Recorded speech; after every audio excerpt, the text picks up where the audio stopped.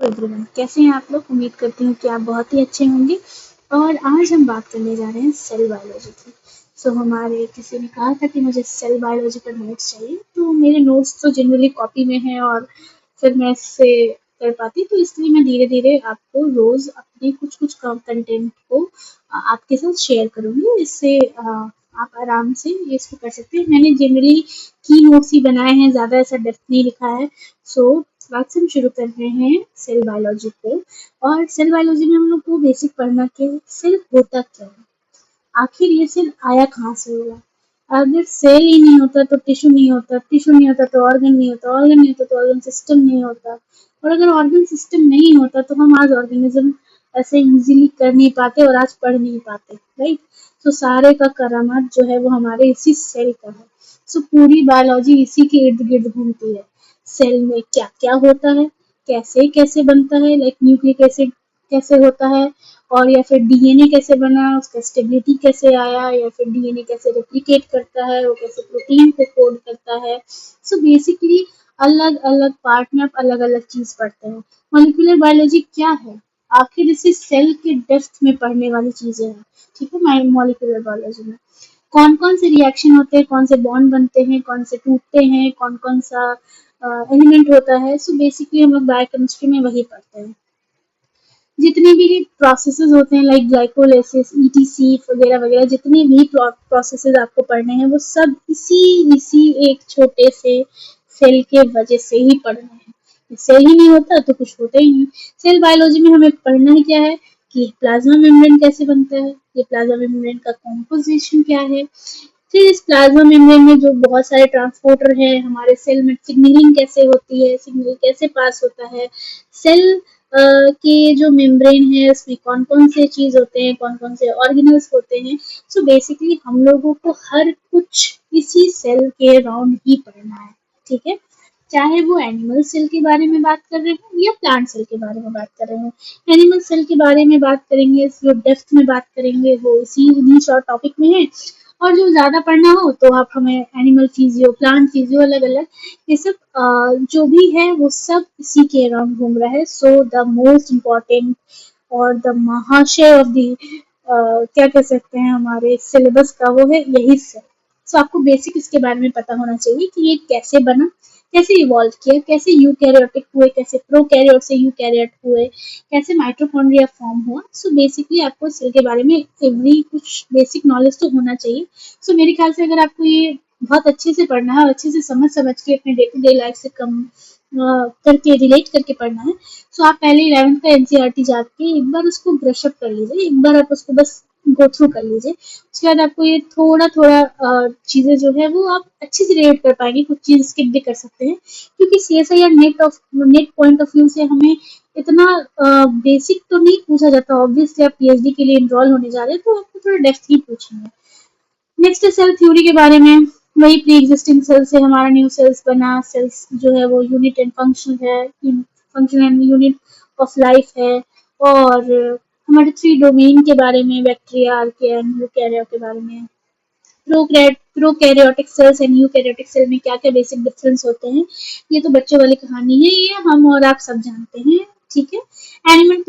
Animal cell और plant cell में क्या क्या अंतर है, ये भी हम और आप सब जानते हैं कि क्या क्या अंतर होता है। हम लोगों का मोस्ट इम्पोर्टेंट टॉपिक है प्लाज्मा मेम्ब्रेन, और ये सेल कैसे आया, कैसे इवॉल्व किया, ये इम्पोर्टेंट है। सबसे पहले सेल को जो है वो ऑब्जर्व किया था रोबोट हुक ने 1665 में, और उन्होंने अपनी एक बुक लिखी थी माइक्रोग्राफिया, उसमें उन्होंने इसके बारे में डिस्क्राइब किया था।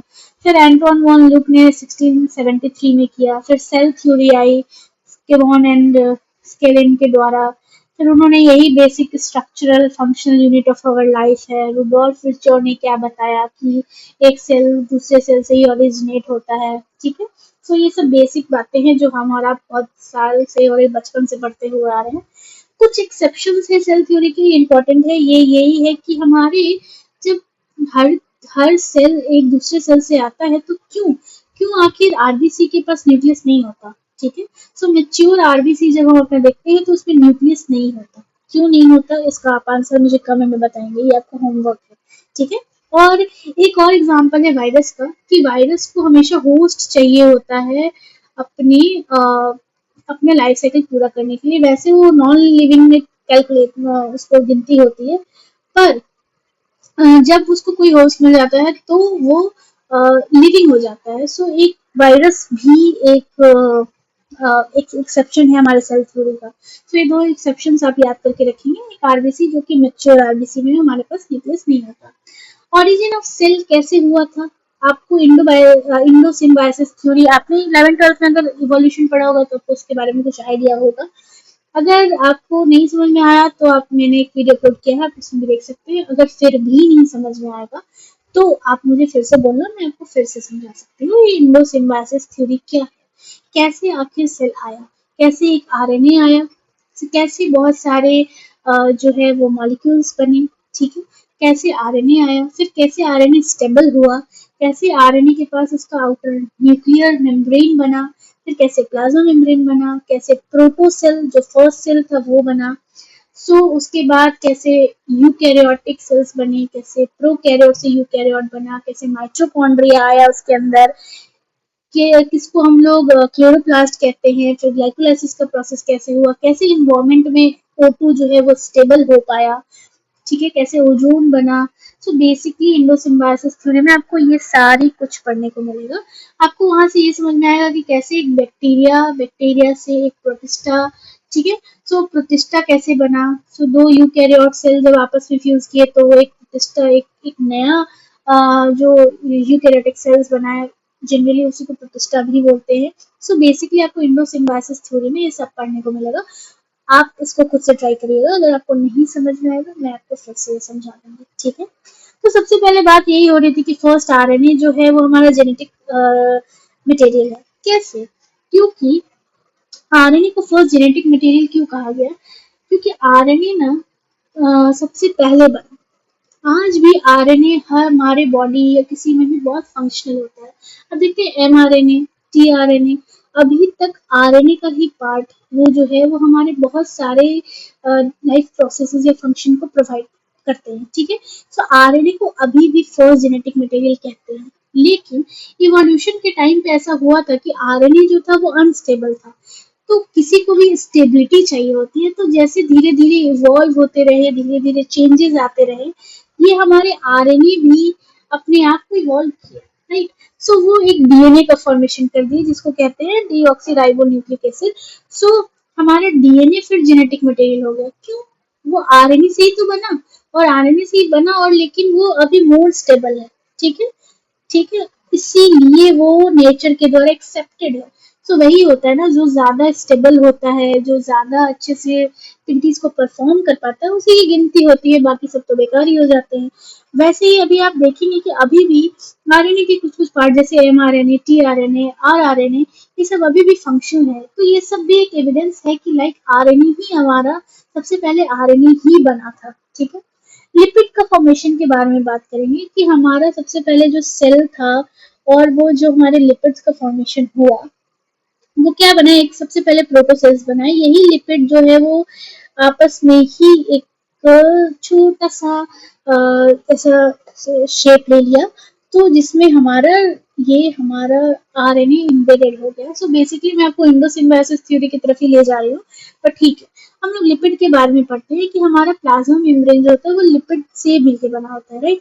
लिपिड में क्या होता है, उसका एक पोलर हेड होता है। पोलर हेड को भाई वाटर से बड़ा प्यार होता है, और ये जो हमारा नॉन पोलर टेल होता है वो हमारे पानी को बिल्कुल पसंद नहीं करता।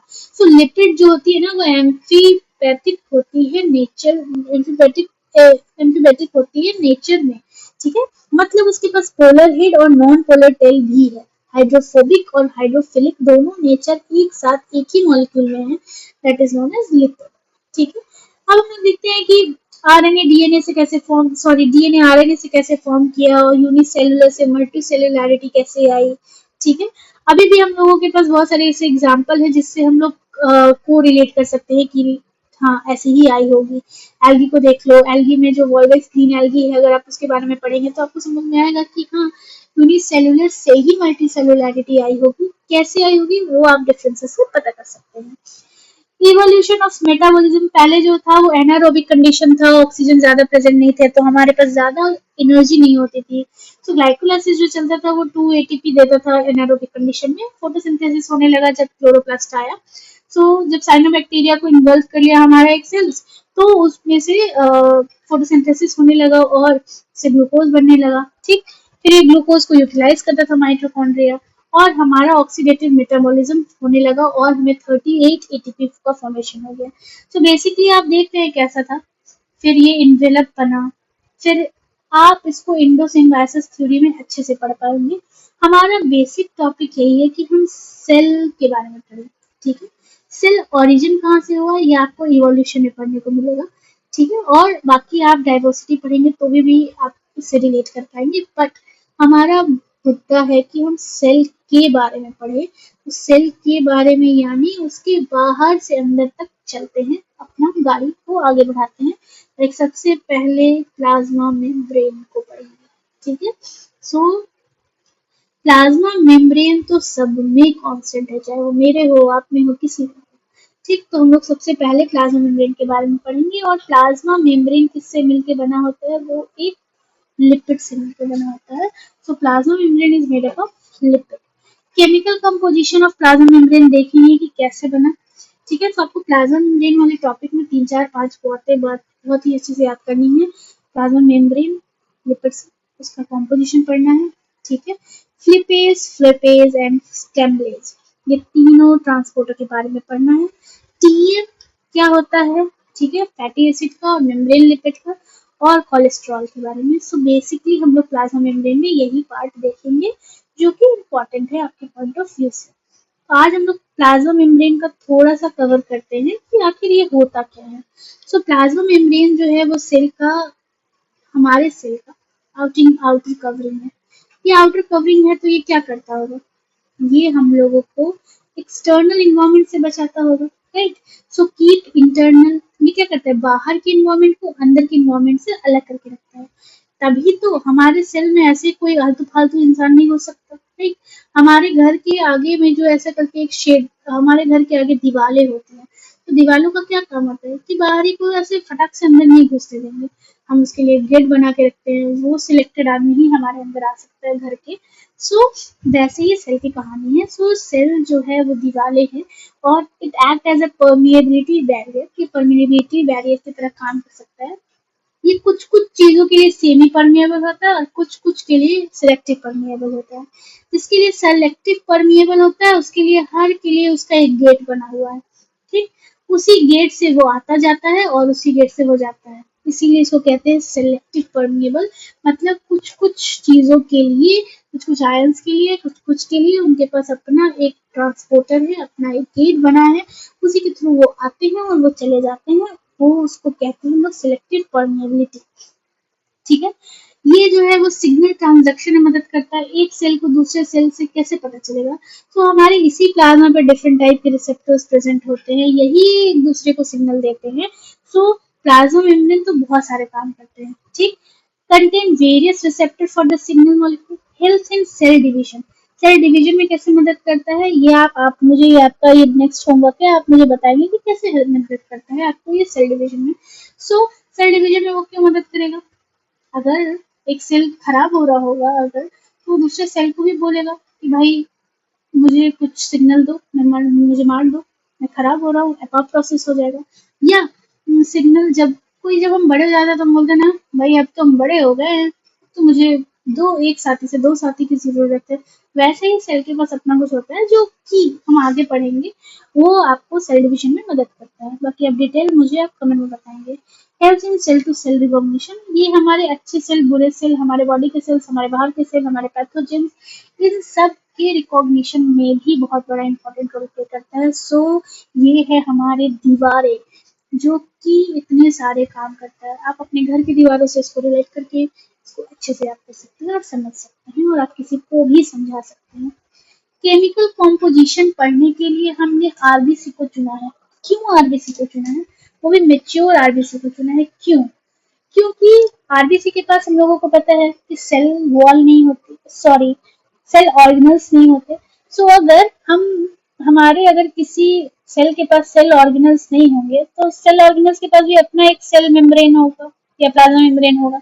तो हम लोग क्या करेंगे, अगर हम इसको अगर जूम आउट करके पढ़ेंगे भी या इसको लेके पढ़ेंगे भी तो हमें ये टेंशन तो नहीं रहेगी कि इसका प्लाज्मा मेम्ब्रेन तो कहीं नहीं पढ़ लिया, इसका प्लाज्मा मेम्ब्रेन तो कहीं इसके बारे में तो नहीं पढ़ लिया। सो आरबीसी ही एक ऐसी बंदी थी जो कि उसके पास कोई भी सेल ऑर्गेनल नहीं होते थे, उसके पास सिर्फ अपना प्लाज्मा मेम्ब्रेन है, तो सिर्फ हमको सिर्फ प्लाज्मा मेम्ब्रेन के बारे में ही पढ़ना था, इसीलिए हमने आरबीसी को चुना। ठीक है, सो अगर हम लोग आरबीसी के प्लाज्मा मेम्ब्रेन को कट करेंगे तो उसको अगर हम लोग देखेंगे तो वो मिलके बना होता है प्रोटीन, लिपिड एंड कार्बोहाइड्रेट। आपको जो प्लाज्मा मेम्ब्रेन देखने को मिलेगा तो उसमें आपको दिखेगा कि उसमें कुछ प्रोटीन के पार्ट है, कुछ लिपिड के पार्ट है और कुछ कार्बोहाइड्रेट्स भी हैं। आपको आरबीसी में 49% प्रोटीन मिलेगा, लिपिड मिलेगा 43% और करीब 8% के करीब आपको मिलेगा कार्बोहाइड्रेट। आप अगर माइटोकॉन्ड्रिया का सेल मेम्ब्रेन या प्लाज्मा मेम्ब्रेन पढ़ेंगे उसमें आपको 80% प्रोटीन मिलेगा, 18% ही लिपिड मिलेगा और करीब 2% के लगभग आपको कार्बोहाइड्रेट मिलेगा। आप माइलिन शीट जो हमारे नर्वस सिस्टम का जो सेल्स होता है उसके सेल्स के बारे में पढ़ेंगे तो आपको 20% प्रोटीन मिलेगा, 80% लिपिड मिलेगा। इन सब का अलग अलग कॉम्पोजिशन होता है और हर का पीछे एक अलग अलग रीजन होता है। ठीक है, सो कार्बोहाइड्रेट ना कभी भी फ्री फॉर्म में नहीं पाया जाता। सो बेसिकली या तो ये लिपिड के साथ जुड़ी होगी या प्रोटीन के साथ जुड़ी होगी, या तो ये कार्बोहाइड्रेट लिपिड के साथ बॉन्ड बनाती है या ये प्रोटीन के साथ बॉन्ड बना लेगी। अगर ये प्रोटीन के साथ बॉन्ड बनाएगी तो इसको हम लोग कहेंगे ग्लाइकोप्रोटीन, और अगर ये लिपिड के साथ बॉन्ड बनाएगी इसको हम लोग कहेंगे ग्लाइकोप्रोटीन। सो ये है basic difference glycoprotein and glycolipid. अगर आपसे कोई पूछे तो आप इसका आंसर ऐसे दे सकते हैं।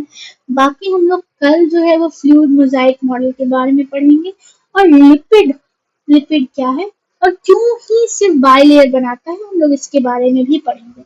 So that's all guys, have a nice day. और आपको कोई भी दिक्कत हो, कोई भी क्वेरी हो, मैं अपनी कोशिश करूँ कि अपनी पुरानी वो जो कॉपी है उसके भी नोट्स को अपलोड कर दूँ ताकि आपको कुछ इजीली समझ में आ पाए। मैं ज़्यादा लिखती तो नहीं हूँ, मैं थोड़ा पिन पॉइंट ही जो है वो लिखा था मैंने अपने टाइम पर। सो आप इसे कवर कर सकते हैं। हम लोग धीरे धीरे इसको पूरे चैप्टर को कंप्लीट कर लेंगे। और बाकी मैंने नंबर सिस्टम का भी एक सीरीज लाया जिसमें हम लोग 10 मिनट ही सिर्फ सेक्शन ए को पढ़ेंगे ताकि हमारे टाइम जब एग्जाम रहे तो आप लोग बहुत ज़्यादा पैनिक ना करें, सेक्शन ए को लेकर परेशान ना हो, क्योंकि हर कुछ इंपॉर्टेंट है। 30 नंबर इससे आ रहे हैं तो वो कोई कम चीज़ नहीं है, पढ़ना तो उसको भी चाहिए बट हाँ उस पर ज़्यादा फोकस नहीं करना है क्योंकि आपके पास कंटेंट बहुत ज़्यादा है, आपको याद बहुत ज़्यादा करना है। सो इसीलिए आप जो है वो 10 मिनट ही सिर्फ रोज पढ़िए, उसको बहुत ज़्यादा है, मोर देन इनफ। सो आपको ऐसे ही और भी अच्छे अच्छे वीडियोस के लिए या फिर मेरे कुछ भी नोट्स के लिए या कुछ ऐसे समझने के लिए मेरे चैनल को सब्सक्राइब कीजिए, लाइक कीजिए। Thank you everyone, bye bye, take care.